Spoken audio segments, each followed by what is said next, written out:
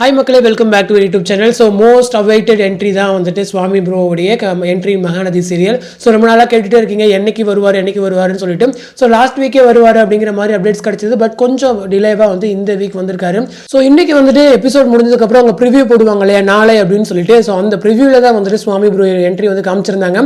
So என்ன role அப்படின்னு பார்த்தீங்க அப்படின்னா, எனக்கு வந்து ஒரு ரக்கடான ரோல் அந்த மாதிரி வந்து ஸ்டார்டிங்கில் கொஞ்சம் நெகட்டிவ் ஷேட் இருக்கும் அந்த மாதிரி வந்து சொல்லியிருந்தாங்க. ஸோ எனக்கு கன்ஃபார்மாக தெரியல, பட் இது கொஞ்சம் மூவ் ஆகட்டும். ஏன்னா நமக்கு பார்த்ததுக்கு அப்புறம் தான் நமக்கே கன்ஃபார்ம் ஆகும் இந்த மாதிரி தான் ரோல் மூவ் ஆகுது அப்படின்னு சொல்லிட்டு.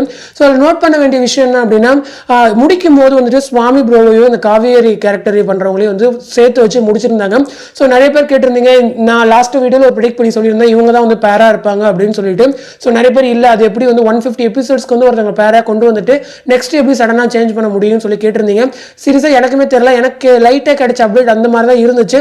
பட் கன்ஃபார்மாக இருக்க முடியாது இல்லையா. ஸோ அதனால தான் இந்த வீடியோ முடிவு உங்களுக்கு கிளாரிஃபை பண்ணுறேன். ஸோ எதுவாக இருந்தாலும் ஸ்டோரி வந்து ஃப்ளோவாக மூவ் ஆகட்டும், அதுக்கப்புறம் நம்ம பார்த்து தெரிஞ்சுக்கலாம்.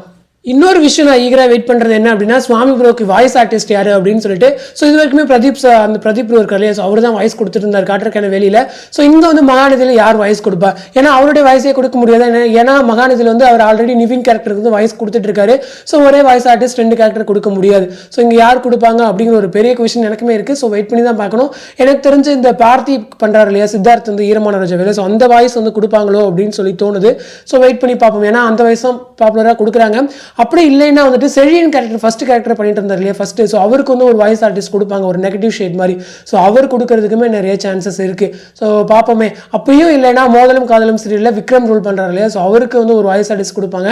அவங்க கொடுத்தாலுமே நல்லா தான் இருக்கும். ஜஸ்ட் இதெல்லாம் ஒரு ஈகர் வெயிட்டிங் தான். ஏன்னா வாய்ஸ் ஆர்டிஸ்ட்டுமே வந்து ஒரு பெரிய இம்பாக்ட் கிரியேட் பண்ணுவாங்க. நீங்கள் எந்த அளவுக்கு வந்து ஆர்டிஸ்ட் எஃபர்ட் போட்டு ஆக்ட் பண்ணாலுமே வாய்ஸ் வந்து ஒரு பெரிய ரீச் இல்லைன்னா வந்து அந்த கேரக்டர் வந்து டம்ப் ஆயிரும். ஸோ அந்த வகையில் இவருக்கு யார் வாய்ஸ் ஆர்டிஸ்ட் கொடுப்பாங்க அப்படின்னு சொல்லி நானுமே ஈகராக வெயிட் பண்ணிட்டு இருக்கேன். உங்களுக்கு ஏதாச்சும் கெஸஸ் இருந்துச்சுன்னா கமெண்ட் செக்ஷனில் சொல்லுங்கள். ஸோ ப்ரோமோ வந்து மேக்ஸிமம் வந்து இன்னைக்கு வந்துடும், இன்னைக்கு ஈவினிங் போல வரும் அப்படின்னு சொல்லி நானுமே வெயிட் பண்ணுறேன்.